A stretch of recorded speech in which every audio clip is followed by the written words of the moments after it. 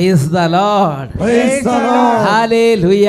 Hallelujah. അഭിഷേകാഗ്നിയുടെ എല്ലാ പ്രേക്ഷകർക്കും രക്ഷിതാവും കർത്താവുമായ യേശു ക്രിസ്തുവിൻ്റെ ധന്യനാമത്തിൽ കൃപയും സമാധാനവും. ഹല്ലേലൂയ. Hallelujah. പ്രിയപ്പെട്ട ദൈവമക്കളെ, അഭിഷേകാഗ്നി മക്കളെ, എല്ലാ കുടുംബാംഗങ്ങളെയും ഇപ്പോൾ ഒരുമിച്ച് കൂട്ടുക. എല്ലാ ശനിയാഴ്ചകളിലും അഭിഷേകാഗ്നിക്ക് വേണ്ടി ഉപവാസം എടുത്ത് പ്രാർത്ഥിക്കുന്ന, മറ്റനേകം വിധത്തെ ത്യാഗങ്ങൾ സഹിച്ച് പ്രാർത്ഥിക്കുന്ന 10,000കണക്കിന് കുടുംബങ്ങളുണ്ട്. അവരെല്ലാം ഞാൻ ഈശോയുടെ നാമത്തിൽ അഭിവാദനം ചെയ്യുകയാണ്. ഇനിയും ഇത് അറിയാത്തവരുണ്ടെങ്കിൽ നിങ്ങൾക്കും ചെയ്യാം. പ്രിയപ്പെട്ട ദൈവമക്കളത് ജനകീയ പ്രാർത്ഥന ഇതിനു വേണ്ടി കർത്താവ് ആഗ്രഹിക്കുന്നുണ്ട്. അഭിഷേകാഗ്നി ശുശ്രൂഷയിൽ പങ്കെടുക്കുന്ന ഓരോ കുടുംബങ്ങളിലും അത്ഭുതങ്ങളും അടയാളങ്ങളും കൃപയും മാനസാന്തരങ്ങളും വർഷിക്കപ്പെടുന്നതിന് പ്രിയപ്പെട്ട ദൈവമക്കളെ 10,000കണക്കിന് പേരുടെ മധ്യസ്ഥ പ്രാർത്ഥന ദൈവസന്നിധിയിലേക്ക് ഉയരണം. ഇനി ആരെങ്കിലും ചെയ്യാൻ ആഗ്രഹിക്കുന്നുണ്ടെങ്കിൽ ഇതൊരു വോളണ്ടറി മിനിസ്ട്രിയാണ്. നിങ്ങൾക്കെല്ലാവർക്കും ഈ അഭിഷേകത്തിനു വേണ്ടി ശനിയാഴ്ച ഒരു നേരം ഒരു ചെറിയ ത്യാഗം സഹിച്ച് കാഴ്ചവെക്കാം. ഒരു നേരത്തെ ഭക്ഷണം ഉപേക്ഷിക്കാം, അല്ലെങ്കിൽ ഉച്ചയ്ക്കത്തെ ഭക്ഷണം ഉപേക്ഷിക്കാം, അല്ലെങ്കിൽ ഒരു കുരിശിൻ്റെ വഴി നടത്തി പ്രാർത്ഥിക്കാം, ഒരു ജപമാല ചൊല്ലി കാഴ്ചവെക്കാം. അങ്ങനെ ഒരുപാട് പേര് പ്രാർത്ഥിക്കുന്നുണ്ട്. എല്ലാ അഭിഷേകത്തിൻ്റെ മക്കളെയും ദൈവസമൃദ്ധമായി അനുഗ്രഹിക്കട്ടെ. കുട്ടികൾ, യുവതിയുവാക്കന്മാരെല്ലാം പ്രാർത്ഥിക്കുന്നുണ്ട്. പ്രിയപ്പെട്ട ദൈവമക്കളെ, അഭിഷേകഗ്നി അച്ഛന്മാരെന്ന് പറഞ്ഞാൽ ബിനോയച്ചൻ, അതുപോലെ സോജിയച്ചൻ, സാംസണച്ചൻ എല്ലാവരും ശുശ്രൂഷ ചെയ്യുമ്പോൾ നമ്മുടെ പ്രാർത്ഥന കൊണ്ട് അവരെ ശക്തിപ്പെടുത്തണം. അച്ഛന് നിങ്ങളുടെ കൂടെ ഉണ്ട്, നിങ്ങൾക്ക് വേണ്ടി അച്ഛനും പ്രാർത്ഥിക്കുന്നുണ്ട്.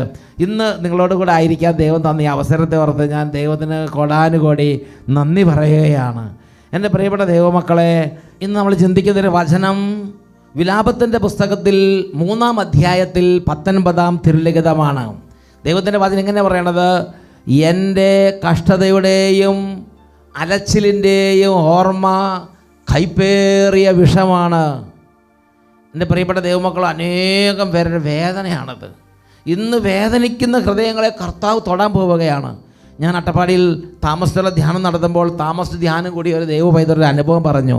അദ്ദേഹം പറയുകയാണ്, ഞാൻ നഷ്ടപ്പെട്ടവനായിരുന്നു, ഞാൻ ദൈവത്തെ മറന്ന് ഞാൻ ലോക വഴികളിലൂടെ പോയി, എനിക്ക് ദൈവം നഷ്ടപ്പെട്ടൊരവസ്ഥയിലായിരുന്നു.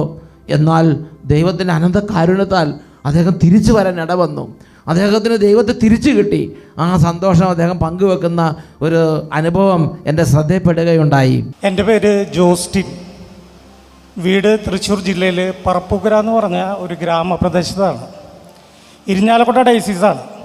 ഞാൻ കേരളത്തിലെ പ്രമുഖമായ 3 ചാനലുകളിൽ വർക്ക് ചെയ്യുകയാണ്. അതിൻ്റെ പേര് പറയുന്നതുകൊണ്ട് വിരോധമില്ല. മഴവിൽ മനോരമ, ഏഷ്യാനെറ്റ്, അതുപോലെ കൈരളി.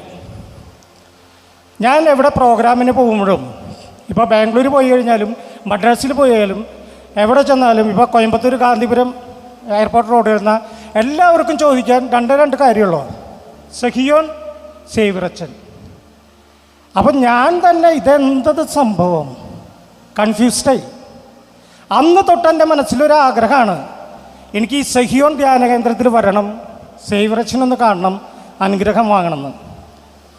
പക്ഷേ എൻ്റെ പ്രോഗ്രാമിൻ്റെ തിരക്ക് കൊണ്ടും അതുപോലെ അച്ഛൻ്റെ ഇവിടുത്തെ ബുക്കിംഗ് ഓൺലൈൻ കിട്ടാത്തത് കൊണ്ടൊക്കെ അതിന് അവസരം കിട്ടിയില്ല. പക്ഷെ ദൈവം എനിക്ക് ഈ കഴിഞ്ഞ ലാസ്റ്റ് ജൂലൈ 28 എനിക്കൊരു അവസരം ഒരുക്കി. I met an accident. എനിക്കൊരു ആക്സിഡൻ്റ് ഉണ്ടായി. അങ്ങനെ നേരെ ഗവൺമെൻറ് ഹോസ്പിറ്റലിൽ കൊണ്ടുപോയി. അവിടുന്ന് ഒരു പ്രൈവറ്റ് ഹോസ്പിറ്റലിലേക്ക് മാറ്റി. എനിക്കിവിടെ ഈ ഭാഗത്ത് ഒരു 12 സ്റ്റിച്ചായിരുന്നു തലയുടെ മുകളിൽ. തലയിൽ തന്നെ 12 സ്റ്റിച്ച്. പിന്നെ ഈ കണ്ണിൻ്റെ മുകളിൽ കാണാൻ, നിങ്ങൾക്ക് അതിൻ്റെ മാർക്കുകൾ കാണാൻ പറ്റും, 4 സ്റ്റിച്ച് ഉണ്ടായിരുന്നു. അപ്പോൾ അവിടുത്തെ ഡോക്ടർ പറഞ്ഞു, ഇതിങ്ങോട്ട് കുറച്ച് ഫോർക്കറ്റിലേക്ക്, ഈ നിറന്നിട്ടിലേക്ക് മാറിങ്ങ ഇപ്പോൾ ഈ ധ്യാനത്തിന് വന്നിരിക്കാൻ ഞാൻ ഉണ്ടാവില്ല. വേഴ് പണ്ടേ മണ്ണോട് മണ്ണായി തീരും. അത് കുറച്ച് താഴ്ന്നെങ്കിൽ എൻ്റെ വലത് കണ്ണ് നഷ്ടപ്പെടും. അപ്പോൾ അത് കേട്ട്, അപ്പം ഞാൻ ആ സമയത്ത് അൺകോൺഷ്യസ് ആയിരുന്നു. പിറ്റേ ദിവസം കാലത്ത് എഴുന്നേറ്റ് വന്ന് ഞാൻ നോക്കുമ്പോൾ മുഖം കംപ്ലീറ്റ് വികൃതമായിട്ടിരിക്കണേ, അവിടെയും ഇവിടെയൊക്കെ പൊട്ടി ഇതൊക്കെ കവർ ചെയ്ത് ഇങ്ങനെ ഇരിക്കണേ. അപ്പോൾ ICUലായിരുന്നു. അപ്പം ഞാനിങ്ങനെ ഓരോ കാര്യങ്ങളിങ്ങനെ പറഞ്ഞിരിക്കുന്ന സമയത്ത് എൻ്റെ ഫ്രണ്ട് തന്നെയാണ് ഡോക്ടർ പീറ്റർ ആലപ്പാട്ടെന്ന് പറയും. അപ്പോൾ പീറ്റർ ഡോക്ടർ വന്നിട്ട് പറഞ്ഞു, ജോസിന് അധികം സ്ട്രെയിൻ കൊടുക്കരുത് കണ്ണിനോ അപ്പോൾ ഒരു കണ്ണ് തുറന്നിട്ടുണ്ട്. ഞാൻ അപ്പോഴാണ് ഇവിടുത്തെ അഭിഷേകാഗ്നി അതിൻ്റെ, ഞാൻ എന്തായാലും വെറുതെ ഇരിക്കുകയാണ്, അതിൻ്റെ വീഡിയോസ് ഒന്ന് കാണാം. അത് കണ്ട് എനിക്ക് വേണ്ടി പ്രാർത്ഥിക്കാൻ ആരുമില്ല, എൻ്റെ പേരൻസ് എക്സ്പയർഡാണ്. അപ്പോൾ എനിക്ക് വേണ്ടി ഒരു കെയറിങ് ഒന്നും ഇല്ല. അപ്പോൾ ഇത് കാണാം. സേവ്രച്ചിനെ ഞാൻ സത്യം പറഞ്ഞാൽ ഈ വീഡിയോസിൽ, അപ്പോൾ ആൾ പറഞ്ഞു, നീ വീഡിയോ കണ്ട് ഒരു കണ്ണിന് മാത്രം സ്ട്രെങ്ത്ത് കൊടുക്കരുത്, അത് നെർവിനെ ബാധിക്കും. അതുകൊണ്ട് അപ്പം ഞാൻ പറഞ്ഞു എനിക്ക് കേൾക്കാലോ. അങ്ങനെ ഹെഡ്ഫോൺ തന്നു. പിന്നെ ഹെഡ്ഫോൺ വെച്ചായി ഞാനിത് കേൾക്കൽ. ഇങ്ങനെ 5 ദിവസത്തോളം എനിക്ക് ഭയങ്കര പെയിനായിരുന്നു. 5 ദിവസം കഴിഞ്ഞപ്പോൾ ഇത് ഹെഡ്ഫോൺ വയ്ക്കും, അത് കേട്ട് ഞാൻ ഉറങ്ങും. അങ്ങനെ ഒരു 10 ദിവസമായപ്പോഴേക്കും ഇത് കുറഞ്ഞ് വന്നു കഴിഞ്ഞ് ഞാൻ പറഞ്ഞു, ഒരു രജിസ്ട്രേഷൻ ഉണ്ടായിരുന്നു സ്ഥലത്തിൻ്റെ, എനിക്ക് എൻ്റെ വീട്ടിൽ പോകണം, അത്യാവശ്യമായിട്ട് പോകണം എന്ന് പറഞ്ഞ് ഞാൻ തിരിച്ച് വീട്ടിലേക്ക് വന്നപ്പോൾ അപ്പോൾ ഡോക്ടർ പറഞ്ഞു ഓക്കെ പോവാം, പക്ഷേ നീ എപ്പോഴും കെയർ ചെയ്യണം, കാരണം നിൻ്റെ തലച്ചോറിൻ്റെ ഉള്ളിലേക്ക് പഴുപ്പ് കയറിയിട്ടുണ്ടോയെന്നൊരു സംശയമുണ്ടെന്ന് പറഞ്ഞു ഇതിൻ്റെ ഉള്ളിലേക്ക്. അതുകൊണ്ട് ന്യൂറോളജിസ്റ്റിനെ കണ്ട് CT സ്കാൻ, അത് 2 CT സ്കാൻ ഉണ്ട്, അത് ഇവിടെയുള്ള നഴ്സസിനൊക്കെ അറിയായിരിക്കും. ഒന്ന് ഡീപ്പ് CT സ്കാൻ, രണ്ടാമത്തെ നോർമൽ. ഡീപ്പ് എടുക്കണം, എന്നിട്ട് അതിൻ്റെ കംപ്ലീറ്റ് ഫയല് വെരിഫൈ ചെയ്തതിന് ശേഷം ചെയ്യാൻ പറ്റുള്ളൂ. പിന്നെ നിനക്ക് വിഷമം ഉണ്ടാവില്ല എന്ന് കരുതുന്നു. ഒരു കാര്യം പറയാനുള്ളത്, ചിലപ്പോൾ ഒരു പക്ഷേ ഓപ്പറേറ്റ് ചെയ്ത് കഴിഞ്ഞാൽ നിൻ്റെ നാവ് ചിലപ്പോൾ കുഴഞ്ഞിങ്ങനെ പോകുന്നു പറഞ്ഞു. എനിക്ക് ഞാൻ ചെറുതായിട്ട് പാട്ട് പാടും, അതുപോലെ കുറച്ച് ടോക്കറ്റീവാണ്. അപ്പോൾ എനിക്ക് അതോടുകൂടി എൻ്റെ പ്രതീക്ഷ കംപ്ലീറ്റ് പോയി. അങ്ങനെ അവസാനം ഞാൻ ഇതിൻ്റെ റിസൾട്ട് വരുന്ന ദിവസം ഞാൻ ഹോസ്പിറ്റലിൽ ചെന്നു. ടോക്കൺ നമ്പർ 13 കിട്ടിയത്. വീണ്ടും അച്ഛൻ്റെ ആ ടോക്കൺ എടുത്ത് ഹെഡ്ഫോൺ എടുത്ത് കുത്തി 2 കൽപ്പിച്ച് ഞാൻ അങ്ങോട്ട് ചെന്നു കഴിഞ്ഞപ്പോൾ ഡോക്ടർ പറഞ്ഞായിരിക്കും ടാബ്ലറ്റ്സ് കൊണ്ടുവന്നിട്ടുണ്ടെന്ന് ചോദിച്ചു. അപ്പോൾ ഞാൻ പറഞ്ഞു ഡോസ് കൂട്ടാനാണോ, ഇനിയിപ്പോൾ അതിൻ്റെ പ്രശ്നമാണോ? അല്ല, ഞാനത് തിരിച്ചു വാങ്ങിച്ച് നിനക്ക് ആ ബാലൻസ് പൈസ തരാനാണ്, കാരണം 2 മാസത്തെ ടാബ്ലറ്റ്സാണ് ഞാൻ വാങ്ങിച്ചായിരുന്നത്. നിൻ്റെ CT സ്കാൻ റിസൾട്ട് വന്നു, നിനക്ക് ഓപ്പറേഷനും വേണ്ട, ഒരു കുന്തവും വേണ്ട, നീ ആടിപ്പാടി ഇങ്ങോട്ട് നടക്കടാ എന്ന് പറഞ്ഞു. സന്തോഷം. അപ്പോൾ എനിക്കെന്ന് പറഞ്ഞു കഴിഞ്ഞിട്ടുണ്ടെങ്കിൽ അപ്പം തന്നെ എനിക്ക് തുള്ളിച്ചാടണമെന്ന് ആഗ്രഹം ഉണ്ടായിരുന്നു. ഞാനപ്പോൾ എനിക്ക് ഇവിടെ സെഹിയോണിൽ വരണം, സേവ്രച്ചിനെ മീറ്റ് ചെയ്യണം എന്നൊക്കെയുള്ള ഒരു എനിക്കറിയില്ല ഈ ആഴ്ച ഏതാഴ്ചയാണ് അച്ഛനില്ലാത്ത, ഏതാഴ്ചയാണ് ഉള്ളതെന്നൊന്നും എനിക്കറിയില്ല. അങ്ങനെ ഞാൻ ഒരു ജ്യൂസ് കുടിക്കാനായിട്ട് ഇറങ്ങിയെന്ന സമയത്ത് രോഗി ഇച്ഛിച്ചതും പാല്, വൈദ്യൻ കൽപ്പിച്ചതും പാല് എന്ന് പറഞ്ഞോണം എൻ്റെ ഒരു സുഹൃത്ത്, ആളിപ്പോൾ ഇവിടെ ഉണ്ട്. ആള് മലേഷ്യയിൽ പോകാനായിട്ട് നിന്നാർന്ന മനുഷ്യനാ. ആളെന്നെ വിളിച്ച്, ജോയി എന്ന പേര്, ആളെന്നെ വിളിച്ചിട്ട് പറഞ്ഞു, ജോസ്റ്റിൻ ഞാനേ 2 ടിക്ക് ഇവിടേക്ക് ഓൺലൈൻ ബുക്കിംഗ് ചെയ്തിട്ടുണ്ട്. ഞാൻ ചോദിച്ചാൽ എവിടേക്ക്? സെഹിയോണിലേക്ക്. നീ വരണ്ട? ഞാനിത് പ്രതീക്ഷിച്ചാണ് ഇരിക്കണേ. ഞാൻ പറഞ്ഞു പിന്നെന്താണ് വരാൻ ബുദ്ധിമുട്ട്, ദേ ഇറങ്ങേ, ഡ്രസ്സ് പോലെ എടുക്കാണ്ടാണ് ഞാൻ അങ്ങോട്ട് പോകുന്നത്. അതെ, ഇവിടെ വന്നിട്ട് ഞാൻ ഇവിടെ ഓഫീസിലുള്ള ആൾക്കാരുടെ അടുത്തൊന്നും ആ നോയൽ ബ്രദറെ വിളിക്കുന്നുണ്ട് ആള്, പിന്നെ ഓഫീസിലുള്ള ചേട്ടൻ, അതുപോലെ ഈ പുസ്തകത്തിൻ്റെ അവിടെ ഉള്ളവർ, അവരൊക്കെയാണ് ഓരോ ജോഡി ഡ്രസ്സുകൾ എനിക്ക് വാങ്ങിച്ചുകൊണ്ട് വന്ന് നടന്നത്. ഓരോന്ന് കൊണ്ട് കൊടുക്കണത് പൈസ കൊടുക്കാറുണ്ട്, പൈസ കൊടുക്കണ്ട ഫ്രീയല്ല.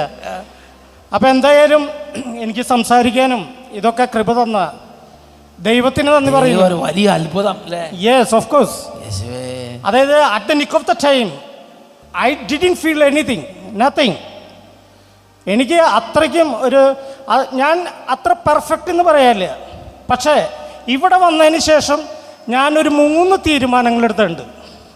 കാരണം ഈ സഹിയോനിൽ വന്നിട്ട് എനിക്കെടുക്കാൻ പറ്റുന്ന തീരുമാനമാണ്.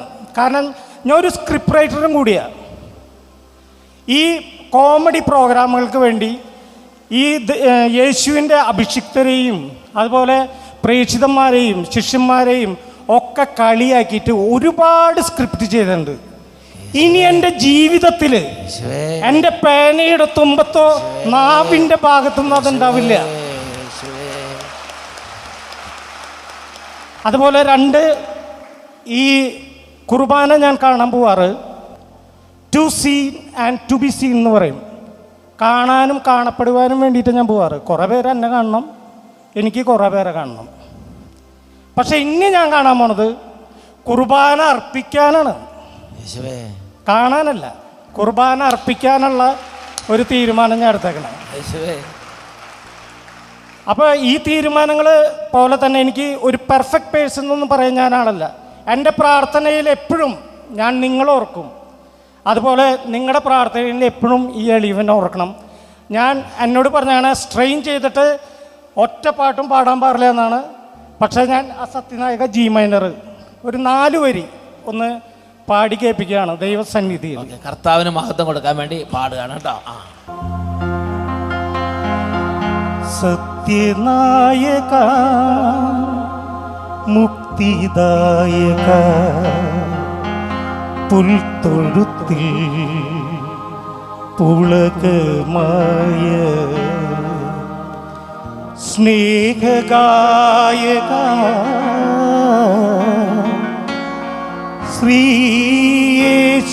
ശ്രീയേശുനായക കാൽവരിയിൽ പൂത്തുലഞ്ഞ പുണ്യതീർത്ഥമേ കാലത്തിൻ്റെ കവിതയായ കനകതാരമേ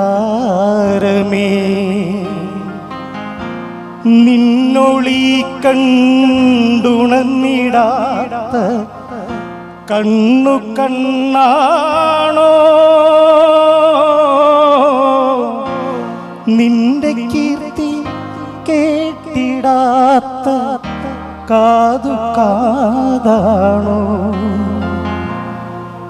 നിന്റെ കീർത്തി കേട്ടിടാത്ത കാതു കാതാണോ. Thank you. Thanks Lord. Thank you Father. Thanks to all. Praise the Lord. Praise the Lord. Hallelujah. Hallelujah. എൻ്റെ പ്രിയപ്പെട്ട ദൈവമക്കളെ, അല്പനേരം ഒന്ന് പ്രാർത്ഥിച്ചിട്ട് നമുക്കിരുന്നാലോ? എല്ലാവരും ഒന്ന് എഴുന്നേറ്റ് തന്നെ. ഇന്ന് കർത്താവ് അനന്തകോടി കൃപകൾ, സൗഖ്യങ്ങൾ, ആത്മാവിൽ കുളിർമ, വിശുദ്ധിയുടെ അഭിഷേകം, മാനസാന്തരത്തിൻ്റെ കൃപ, ദൈവത്തെ ആരാധിക്കാനുള്ള ആത്മാവിൻ്റെ നിറവ് ഭവനങ്ങളിലേക്കും ജീവിതങ്ങളിലേക്കും വർഷിക്കുകയാണ്. കുട്ടികളെ ഇന്ന് കർത്താവ് പ്രത്യേകം അനുഗ്രഹിക്കാൻ പോവുകയാണ്. രോഗികളെല്ലാം അടുപ്പിച്ചു കൊണ്ടിരിക്കുക. ഇപ്പോൾ വിശ്വാസത്തോടെ പ്രാർത്ഥിക്കുകയാണ്. ഈ ഒരു എളിയ പൈതലിൻ്റെ ആത്മാവിനെ അഭിഷേകാഗ്നി വചനത്തിലൂടെ കർത്താവ് കഴുകി, കർത്താവ് സ്നേഹം നിറച്ചു, കർത്താവ് ജീവൻ നിറച്ചു, കർത്താവ് ദൈവത്തെ ആരാധിക്കുന്ന പൈതലാക്കി. 2 കരങ്ങൾ ഉയർത്തിപ്പിടിക്കാം. ദൈവമേ, ഈ രാത്രി ഈ സമയം സ്വർഗം തുറന്ന് അങ്ങയുടെ കൃപ സമൃദ്ധമായി ചൊരിയണമേ. കർത്താവെ, തോട് നദിയായി മാറട്ടെ, നദി സമുദ്രമായി മാറട്ടെ. ഓ ദൈവമേ, ഇപ്പോൾ ആരാധിക്കുന്ന കർത്താവെ ഉച്ചത്തെ സ്തുതിക്കുക. Hallelujah, hallelujah, hallelujah, hallelujah. ആരാധന, ആരാധന, ആരാധന, ആരാധന, ആരാധന, ആരാധന, ആരാധന. ഓ പരിശുദ്ധാത്മാവേ, പരിശുദ്ധാത്മാവേ, പരിശുദ്ധാത്മാവേ, ശക്തിയോടെ ഉച്ചത്തിൽ വിളിക്കുന്നു.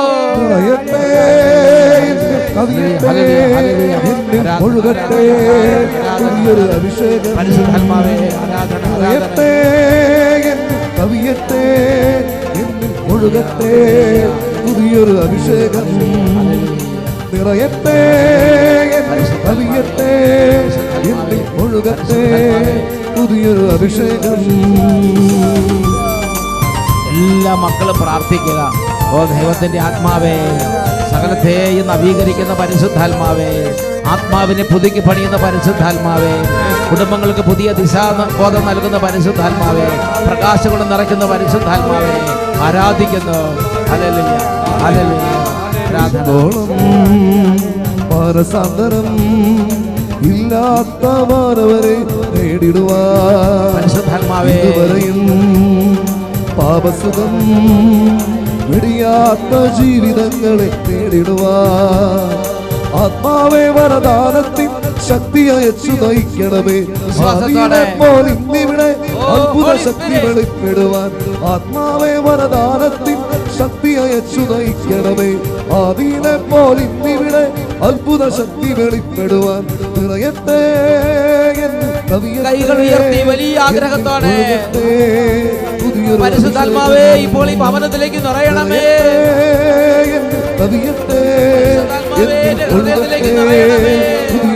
കൈകൾ ഉയർത്തി ആഗ്രഹത്തോടെ വിളിച്ചപേക്ഷിക്കുന്നു.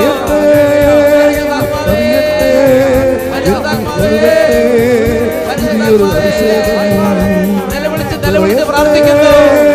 Glory, hallelujah, hallelujah. എല്ലാ ഹൃദയങ്ങൾ തുറക്കുന്ന പരിശുദ്ധാത്മാവേ, ജീവിതങ്ങളെ ദൈവത്തിന് വേണ്ടി ഒരുക്കുന്ന പരിശുദ്ധാത്മാവേ, ഇപ്പോൾ പ്രവർത്തിക്കണമേ. Hallelujah, hallelujah, hallelujah. ഇപ്പോൾ കുഞ്ഞുങ്ങളുടെ മേൽ ശക്തമായി ആവർത്തിക്കണേ പരിശുദ്ധാത്മാവേ. Hallelujah, hallelujah, hallelujah, hallelujah. ഓ പരിശുദ്ധാത്മാവേ, എല്ലാ ഹൃദയങ്ങളും നിറയണമേ, എല്ലാ ജീവിതങ്ങളിലും നിറയണമേ, എല്ലാ കുടുംബങ്ങളിലും നിറയണമേ. കൈകൾ ഉയർത്തി ആദരവത്തോടെ പരിശുദ്ധാത്മാവേ നിറയണമേ. കവിയട്ടെ എന്നിൽ ഒഴുകട്ടെ പുതിയൊരു അഭിഷേകം. നിറയട്ടെ കവിയട്ടെ എന്നിൽ ഒഴുകട്ടെ പുതിയൊരു അഭിഷേകം. അഭിഷേകം, പുതിയൊരു അഭിഷേകം, പുതിയൊരു അഭിഷേകം.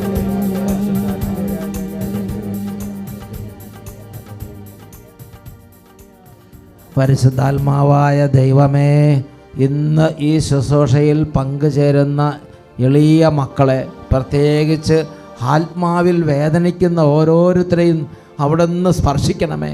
ഓ Holy Spirit, touch and heal. പരിശുദ്ധാത്മാവേ, പരിശുദ്ധാത്മാവേ, ഇന്ന് സ്പർശിക്കണം പരിശുദ്ധാത്മാവേ. അന്ധകാരത്തിൻ്റെ പീഡകളിലിരിക്കുന്നവർ, പിശാചിൻ്റെ ഉപദ്രവത്തിലിരിക്കുന്നവർ, പാപത്തിൻ്റെ ബന്ധനത്തിലിരിക്കുന്നവർ, അന്ധകാര കോട്ടകളിൽ തടവറകളിൽ ബന്ധിക്കപ്പെട്ട് കിടക്കുന്നവർ തടവറ ഭേദിക്കാൻ തക്ക വിധം ഒരു പുതിയ അഭിഷേകം നിറയട്ടെ കർത്താവേ. ഒരു പുതിയ കൃപ ഈ ദാസിദാസന്മാരുടെ മേൽ നിറയട്ടെ.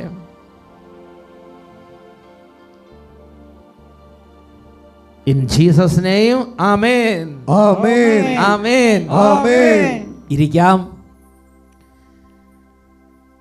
പ്രിയപ്പെട്ട ദൈവമക്കളെ, ഇന്ന് ചിന്തിക്കുന്ന വിഷയമാണ് വിലാപത്തിൻ്റെ പുസ്തകത്തിൽ 3-ാം അധ്യായത്തിൽ 19-ാം തിരുലിഖിതം.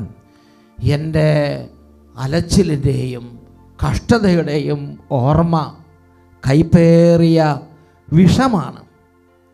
എൻ്റെ പ്രിയപ്പെട്ട ദൈവമക്കളെ, ഞാൻ ഇന്നലെ അനേക വർഷങ്ങൾക്ക് ശേഷം എൻ്റെ ഒരു ശിഷ്യനെ കണ്ടുമുട്ടി. 1994 അട്ടപ്പാടിയിൽ വന്നപ്പോൾ അന്ന് +2 സ്റ്റുഡൻ്റായിരുന്നു. പിന്നെ അനേക വർഷങ്ങൾ അദ്ദേഹത്തെ കാണാനില്ല. ഇന്നലെ ഞാൻ അദ്ദേഹത്തെ കണ്ടു. അദ്ദേഹം അങ്ങേയറ്റം തളർന്ന്, അങ്ങേയറ്റം തകർന്നു. വിവാഹം കഴിഞ്ഞു, മക്കളൊക്കെ ഉണ്ട്, അവരൊക്കെ പഠിച്ചുകൊണ്ടിരിക്കുന്നു. എന്നാൽ ഞാൻ അദ്ദേഹത്തെ കണ്ടപ്പോൾ അദ്ദേഹം എൻ്റെ അടുത്തേക്ക് വരുന്നില്ല. ഞാൻ അദ്ദേഹത്തെ നോക്കി പറഞ്ഞു, എന്നെ നോക്കരുത്, എന്നെ നോക്കരുത്. ഞാൻ വിളിച്ചു പറഞ്ഞില്ല, ഞാൻ അടുത്തേക്ക് വരില്ല, ഞാൻ തകർന്നവനാണ്, ഞാൻ വരില്ല. ഞാൻ വീണ്ടും അടുത്തേക്ക് വിളിച്ചു. എൻ്റെ പ്രിയപ്പെട്ട സഹോദരങ്ങളെ, അടുത്ത് വന്നപ്പോൾ അദ്ദേഹത്തിൻ്റെ കണ്ണുകൾ നിറഞ്ഞൊഴുകുകയാണ്. അദ്ദേഹത്തിൻ്റെ ജീവിതത്തിൻ്റെ കഷ്ടതയും പാപങ്ങളും വേദനകളും ആത്മാവിൻ്റെ തകർച്ചയും കണ്ണുനീരും എല്ലാം ആ മുഖത്ത് ഞാൻ കണ്ടു. അന്ന് ഞാൻ ആ സമയത്ത് എൻ്റെ ഓർമ്മ വന്നത് വിലാപത്തിൻ്റെ പുസ്തകത്തിൽ 3-ാം അധ്യായം 19 തൊട്ട് 23 വരെയുള്ള തിരുലിഖിതങ്ങളാണ്. എൻ്റെ കഷ്ടതയുടെയും അലച്ചിലിൻ്റെയും ഓർമ്മ കൈപ്പേറിയ വിഷമാണ്. ആ വേദനയും കണ്ണുനീരും ആ വലിയ ഭാരവും എല്ലാ കണ്ണുകളിലും ആ മുഖത്തും വെളിപ്പെട്ടിരുന്നു. അതിനെപ്പറ്റി നിരന്തരം ചിന്തിച്ച് എൻ്റെ മനം തകരുന്നു. എന്നാൽ എൻ്റെ പ്രിയപ്പെട്ട ദൈവമക്കളെ, ഒരു കാര്യം ഞാനും നിങ്ങളെല്ലാവരും ഹൃദയത്തിൽ അടിവരയിട്ട് സൂക്ഷിക്കണം. എന്നാൽ ഒരു കാര്യം ഞാൻ അറിയുന്നു, ഒരു കാര്യം ഞാൻ ഓർമ്മിക്കുന്നു, അതെനിക്ക് പ്രത്യാശ തരുന്നു. എൻ്റെ കർത്താവിൻ്റെ സ്നേഹം ഒരിക്കലും അസ്തമിക്കുന്നില്ല. എൻ്റെ കർത്താവിൻ്റെ സ്നേഹം ഒരിക്കലും അസ്തമിക്കുന്നില്ല. എൻ്റെ കർത്താവിൻ്റെ കാരുണ്യം ഒരിക്കലും, ഞാൻ എത്ര തകർന്നവനാണെങ്കിലും, ഞാൻ എത്രമാത്രം എൻ്റെ കർത്താവിൽ നിന്ന് അകന്നു പോയാലും എൻ്റെ കർത്താവ് എന്നെ ഉപേക്ഷിച്ചിട്ടില്ല. എൻ്റെ കർത്താവിൻ്റെ കാരുണ്യം ഒരിക്കലും അവസാനിക്കുന്നില്ല. ഓരോ പ്രഭാതത്തിലും അത് പുതിയതാണ്. ഓരോ പ്രഭാതത്തിലും അത് പുതിയതാണ്. അവിടുത്തെ വിശ്വസ്തത ഉന്നതമാണ്. ഈ അവസാനത്തെ വാക്ക് എന്നെ ഒരുപാട് സ്പർശിക്കുകയാണ്. അവിടുത്തെ വിശ്വസ്തത ഉന്നതമാണ്. ഞാൻ അവിശ്വസ്തനായിരുന്നാലും അവിടുന്ന് വിശ്വസ്തനായിരിക്കും. എൻ്റെ പ്രിയപ്പെട്ട ദൈവമക്കളെ, എല്ലാവരും ഇതറിയണം. ഞാൻ അവിശ്വസ്തനാണ്, ഞാൻ പാപത്തിൽ ഞാൻ മുങ്ങിപ്പോയി, ഞാൻ തീർത്തും നഷ്ടപ്പെട്ട ഒരാത്മാവാണ് എന്ന അവസ്ഥയിലാണ് കടന്നു പോകുന്നതെങ്കിലും, ഞാൻ അവിശ്വസ്തനായിരുന്നാലും എൻ്റെ കർത്താവിൻ്റെ വിശ്വസ്തത ഉന്നതമാണ്. ഇന്ന് നമ്മൾ സാക്ഷ്യം കേട്ടില്ലേ? ഒരു ദൈവ പൈതൽ വൈദികരെ ദുഷിക്കുന്നു, സഭയെ ദുഷിക്കുന്നു, കുമ്പസാരത്തെ ദുഷിക്കുന്നു, വിശുദ്ധ കൂദാശകളെ ദുഷിക്കുന്നു, എല്ലാം അങ്ങനെ കർത്താവിൽ നിന്നും അകന്നകന്നകന്ന് നഷ്ടപ്പെട്ട ഒരവസ്ഥയിലായിരുന്നു. എന്നാൽ ആ കർത്താവിൻ്റെ വിശ്വസ്തത, ആ ആത്മാവിനെ കർത്താവിൻ്റെ സ്നേഹത്തോട് ചേർത്ത്, കർത്താവ് ആ മുള്ളുകളുടെ ഇടയിൽ ഉടക്കിക്കിടുന്ന ആ ആടിനെ എടുത്ത് കർത്താവ് വന്നത്, ആ ഒരു അനുഭവത്തിലേക്ക് ആത്മാവിനെ കൊണ്ടുവന്ന വഴികൾ നിങ്ങളിന്ന് ശ്രദ്ധിക്കണം. അനേക നാളുകൾ അഭിഷേകത്തിനെക്കുറിച്ച് കർത്താവ് പല ആളുകളെ കേൾപ്പിച്ചു. പിന്നെ ഒരു പ്രത്യേക അവസ്ഥയിൽ അദ്ദേഹത്തിന് എന്തായി, തിരക്കുള്ള സമയത്ത് വചനം കേൾക്കാൻ പറ്റാത്ത സ്ഥിതിയാണ്. അതുകൊണ്ട് തിരക്കുള്ള സമയത്ത് വചനം കേൾക്കാൻ പറ്റാത്തതുകൊണ്ട് അദ്ദേഹത്തിന് എന്തായി, ഒരു ചെറിയ ആക്സിഡൻറ്റ്. അങ്ങനെ അദ്ദേഹത്തെ വിജനതയിലേക്ക്, തിക്കും തിരക്കുള്ള അവസ്ഥയിൽ നിന്ന് വിജനതയിലേക്ക് കൂട്ടിക്കൊണ്ട് വന്നു. ഹോസിയയുടെ പുസ്തകത്തിൽ 2-ാമത്തെ അധ്യായത്തിൽ 14-15 തിരുലിഖിതങ്ങൾ, അവിടെ എങ്ങനെയാണ് നമ്മൾ വായിക്കുന്നത്?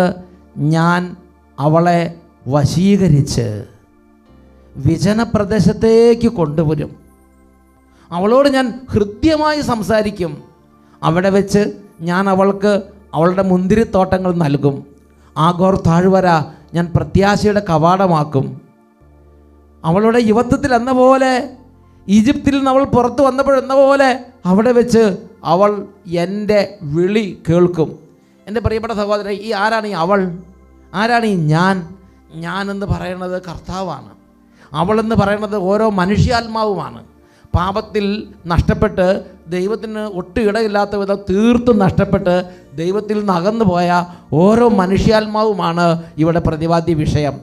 ദൈവം പറയുകയാണ്, ഞാൻ അവളെ വശീകരിച്ച് വിജനപ്രദേശത്തേക്ക് കൂട്ടിക്കൊണ്ടുവരും, അവിടെ വെച്ച് ഞാൻ അവളോട് ഹൃദ്യമായി സംസാരിക്കും. ആ ദൈവ പൈതൽ അനുഭവങ്ങൾ പങ്കുവച്ചപ്പോൾ ആ ദൈവ പൈതലിന് ദൈവത്തിൻ്റെ ഹൃദ്യമായ ആ ടച്ച്, ആ ഹൃദ്യമായ ആ സ്നേഹം, ആ ഒരു തിരിച്ചു വരവിന് ദൈവം ഒരുക്കിയ വഴി നിങ്ങൾ അത് കേട്ടതാണല്ലോ. എൻ്റെ പ്രിയപ്പെട്ട സഹോദരങ്ങളെ, അതാണ് പറയണത്, നമ്മളൊരു പക്ഷേ പാപത്തിൻ്റെ അങ്ങേയറ്റത്തേക്ക് എത്തിയാലും, ഒരുപക്ഷെ ഒരിക്കൽ പോലും ദൈവത്തെ ഓർക്കാതെ നടക്കുന്ന ഒരാത്മാവാണെങ്കിലും ദൈവം എന്നെ ഉപേക്ഷിക്കുന്നില്ല, ദൈവം എന്നെ വെറുക്കുന്നില്ല. അതാദ്യം മനസ്സിലാക്കണം. എന്നാൽ പിശാച് നമ്മുടെ ഉള്ളിൽ നിരന്തരം പറഞ്ഞുകൊണ്ടിരിക്കും, നീ ഇങ്ങനെ ഇതൊക്കെ ചെയ്ത്, നിനക്ക് ഇത്ര അവസരം തന്ന്, നിന്നെ ഇത്ര അനുഗ്രഹിച്ച്, നിനക്ക് ഈ ജോലി തന്ന്, നിന്നെ ഇതുപോലെ ആക്കി, നിനക്ക് ചെറുപ്പം തൊട്ട് ദൈവത്തെ അറിയാൻ അവസരം തന്ന്, ഒരുപാട് ധ്യാനങ്ങൾ കേൾപ്പിച്ചു, എന്നിട്ട് നീ ഇങ്ങനെയല്ല ജീവിക്കുന്നത്, നന്ദികേടല്ലേ കാണിക്കുന്നത്, അതുകൊണ്ട് നീ ഇനി എന്തിനാ ദൈവത്തിനടുത്തേക്ക് പോണത്, ദൈവത്തിന് നിന്നെ കാണണ്ട. ഇങ്ങനെയൊക്കെ ഈ ഉള്ളിലിരിക്കുന്ന പിശാച് നമ്മളെ വഴിതെറ്റിക്കും. എന്നാൽ എൻ്റെ പ്രിയപ്പെട്ട ദൈവമക്കളെ, എന്താ ദൈവത്തിൻ്റെ വചനം പഠിപ്പിക്കുന്നത്? ജ്ഞാനത്തിൻ്റെ പുസ്തകത്തിൽ 11-ാം അധ്യായത്തിൽ 24-ാമത്തെ തിരുലിഖിതം, ജ്ഞാനം 11:24, എല്ലാറ്റിനെയും അങ്ങ് സ്നേഹിക്കുന്നു, അങ്ങ് സൃഷ്ടിച്ച ഒന്നിനെയും, ഏതവസ്ഥയിലാണെങ്കിലും, അത് പാപത്തിലായിക്കോട്ടെ, നകർന്ന അവസ്ഥയിലായിക്കോട്ടെ, ദൈവത്തെ വെറുക്കുന്ന അവസ്ഥയിലായിക്കോട്ടെ, എത്രമാത്രം നിരീശ്വരനായിക്കോട്ടെ, ദൈവനിഷേധി ആയിക്കോട്ടെ, യുക്തിവാദി ആയിക്കോട്ടെ, എത്രമാത്രം വ്യഭിചാരി ആയിക്കോട്ടെ, ആഭാസനായിക്കോട്ടെ, തോന്നിയാസി ആയിക്കോട്ടെ, മദ്യപാനി ആയിക്കൊള്ളട്ടെ, ഇന്ന് വരെ ദൈവത്തെ വേദനിപ്പിച്ച വ്യക്തി ആയിക്കോട്ടെ, അങ്ങ് സൃഷ്ടിച്ച ഒന്നിനെയും ഒരാളെയും അങ്ങ് ദ്വേഷിക്കുന്നില്ല, വെറുക്കുന്നില്ല. വെറുത്തിരുന്നെങ്കിൽ, ദ്വേഷിച്ചിരുന്നെങ്കിൽ അവിടുന്ന് സൃഷ്ടിക്കുമായിരുന്നില്ല. ദൈവം ഒന്നിനെയും ഒരാളെയും ഒരവസ്ഥയിലും വെറുക്കുന്നില്ല. എൻ്റെ തിരിച്ചുവരവ് എൻ്റെ ദൈവത്തെ സന്തോഷിപ്പിക്കുന്നു. എൻ്റെ തിരിച്ചുവരവ് എൻ്റെ ദൈവത്തെ ആനന്ദിപ്പിക്കുകയാണ്. അതിനുവേണ്ടി അവിടുത്തെ വിശ്വസ്തത ഉന്നതമാണ്. അവിടുത്തെ കാരുണ്യം ഉന്നതമാണ്. അവിടുത്തെ സ്നേഹം ഉന്നതമാണ്. ഇത് ഞാനും നിങ്ങളും മനസ്സിലാക്കണം. മനുഷ്യർ തമ്മിലുള്ള ഇടപാടിൽ അവന് ഇഷ്ടമില്ലാതെ ചെയ്തു, അവന് വേദന ഏൽപ്പിച്ചാൽ അവൻ വെറുത്തു പോകുന്നു. അവൻ പിന്നെ ബന്ധം പുനഃസ്ഥാപിക്കാൻ ആഗ്രഹിക്കുന്നില്ല. അവന് കോലൊടിച്ചിരുന്ന പോലെ ബന്ധം മുറിച്ചിട്ട് പോകുന്നു. അങ്ങനെ നമ്മുടെ ദൈവം ബന്ധം മുറിക്കുന്നില്ല. അവസാനത്തെ സെക്കൻഡ് വരെ ദൈവം എൻ്റെ മാനസാന്തരത്തിന് വേണ്ടി കാത്തിരിക്കുകയാണ്. നമ്മുടെ മാനസാന്തരത്തിന് വേണ്ടി ദൈവം കാത്തിരിക്കുകയാണ്. എൻ്റെ പ്രിയപ്പെട്ട ദൈവമക്കളെ, എന്താ കാരണം? ബിക്കോസ് എൻ്റെ ദൈവം എൻ്റെ അപ്പനാണ്. ജെറമിയ പ്രവാചന പുസ്തകത്തിൽ 31-ാം അധ്യായത്തിൽ 9-ാം തിരുലിഖിതം, ജെറമിയ 31:9, കണ്ണീരോടെയാണ് അവർ വരുന്നത്. ഞാനവരെ ആശ്വസിപ്പിച്ച് നയിക്കും. ഞാനവരെ നീരൊഴുക്കുകളിലേക്ക് കൂട്ടിക്കൊണ്ടുപോകും. എന്തെന്നാൽ ഞാൻ ഇസ്രായേലിൻ്റെ പിതാവാണ്. ഞാൻ ഇസ്രായേലിൻ്റെ പിതാവിനെ പോലെയാണെന്നല്ല, ഞാൻ ഇസ്രായേലിൻ്റെ പിതാവാണ്. ഞാൻ ഇസ്രായേലിന് അപ്പനാണ് എന്നാണ് ദൈവം വെളിപ്പെടുത്തുന്നത്. ദൈവം എനിക്ക് അപ്പനെ പോലെയല്ല, ദൈവം എനിക്ക് അപ്പനാണ്. God is my father. അതുകൊണ്ട് ഞാനൊരു പാപം ചെയ്യുമ്പോൾ, അല്ലെങ്കിൽ ഞാനൊരു തിന്മ പ്രവർത്തിക്കുമ്പോൾ എൻ്റെ തിന്മയോ എൻ്റെ പാപമോ അല്ല ദൈവം ഒന്നാമത് ഓർക്കുന്നത്. ദൈവം ഒന്നാമത് ഓർക്കുന്നത് എന്നെയാണ്. ഉത്തമഗീതത്തിൽ 7-ാം അധ്യായത്തിൽ 10-ാമത്തെ തിരുലിഖിതം, ഉത്തമഗീതം 7:10, സോങ് ഓഫ് സോങ്സ് 7:10, കർത്താവ് പറയുന്നത് എങ്ങനെയാണ്? കർത്താവിൻ്റെ വചനത്തിൽ ഇങ്ങനെയാണ് വെളിപ്പെടുത്തുന്നത്: ഞാൻ എൻ്റെ പ്രിയൻ്റേതാണ്, അവൻ എന്നെയാണ് കാംക്ഷിക്കുന്നത്. I am my beloved's and his desire is for me. I am my beloved's and his desire is for me. എൻ്റെ പാപമോ എൻ്റെ പുണ്യമോ അല്ല അവിടുന്ന് ആദ്യം കണക്കിലെടുക്കുന്നത്. എൻ്റെ പ്രിയപ്പെട്ട സഹോദരങ്ങളെ, ഈ പരിശുദ്ധ കുർബാന എഴുന്നള്ളിച്ച് വെക്കുന്ന ഈ പ്രാർത്ഥനയുടെ സമയത്ത് ഓരോ ആത്മാവിൻ്റെ എന്തു തന്നെയാണെങ്കിലും ഈ സമയത്ത് കർത്താവ് പറയുകയാണ്, യെശയ്യ 1-ാം അധ്യായത്തിലെ 18-19 തിരുലിഖിതങ്ങൾ, വരുവിൻ നമുക്ക് രമ്യതപ്പെടാം. നിങ്ങളുടെ പാപങ്ങൾ കടും ചമപ്പാണെങ്കിലും അവ മഞ്ഞുപോലെ ഞാൻ വെണ്മയുള്ളതാക്കി തരും. അവ രക്തവർണ്ണമെങ്കിലും കമ്പിളി പോലെ ഞാൻ വെളുപ്പിക്കും. അനുസരിക്കാൻ സന്നദ്ധരെങ്കിൽ നിങ്ങൾ ഐശ്വര്യം ആസ്വദിക്കും. ഇന്ന് ആ അനുഭവം പറഞ്ഞ ആ മകൻ ജോസ്റ്റിൻ പറഞ്ഞത് കണ്ടില്ലേ? അദ്ദേഹം കർത്താവിൻ്റെ വിളി കേട്ടു, കർത്താവിൻ്റെ അരികിലേക്ക് വചനം കേട്ടു, കർത്താവിന് വേണ്ടി ദാഹിച്ചു. കർത്താവ് കടും ചമപ്പ് കമ്പിളി പോലെ വെളുപ്പിച്ച് കൊടുത്തു. രക്തവർണ്ണമാണ്. ദൈവത്തെ ഉപേക്ഷിച്ച് വേദനയിൽ നടന്ന് അദ്ദേഹം എപ്പോഴും പറയുന്നത്, ഞാൻ പെർഫെക്റ്റ് അല്ല, എനിക്ക് വലിയ ബുദ്ധിമുട്ടുകളുണ്ട്. അദ്ദേഹം പല തരത്തിലുള്ള വേദനയിലൂടെയും ആത്മനാശത്തിലൂടെയും കടന്നുപോയി. കടും ചമപ്പായിരുന്ന പാപങ്ങൾ കർത്താവ് കഴുകി മഞ്ഞുപോലെ വെളുപ്പിച്ച് കർത്താവിൻ്റെ പ്രിയനാക്കി മാറ്റിയ അനുഭവം ഈ ആരാധനയുടെ സമയത്ത് മക്കളെ നമുക്ക് പ്രാർത്ഥിക്കാം.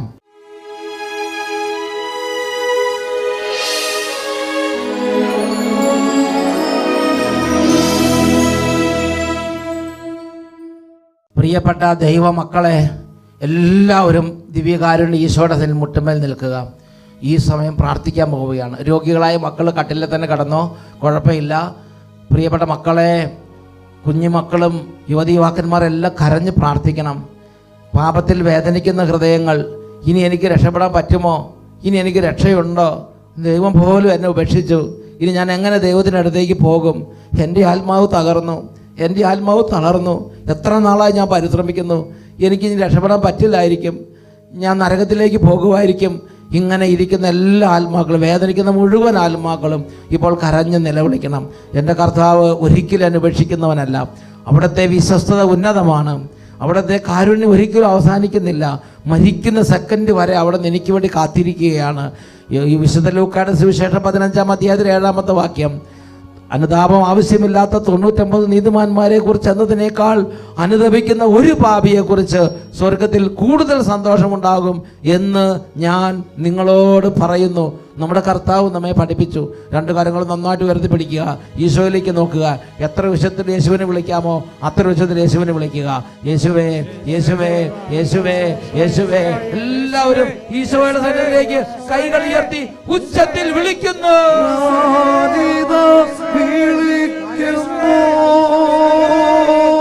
യേശുവേ യേശുവേ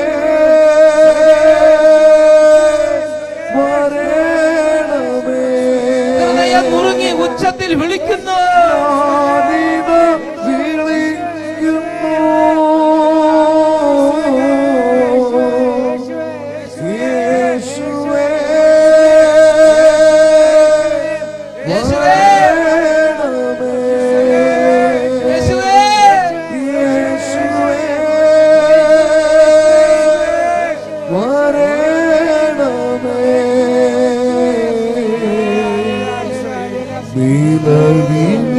കേൾക്കുന്ന യേശുവേ യാചന കേൾക്കണമേ. കരഞ്ഞു കരഞ്ഞു ഞാൻ തളർന്നിടുമ്പോ കരം പിടിച്ചുയർത്തി വരേണമേ. വിളി കേൾക്കുന്ന യേശുവേ യാചന കേൾക്കണമേ. യാചന കേൾക്കണമേ.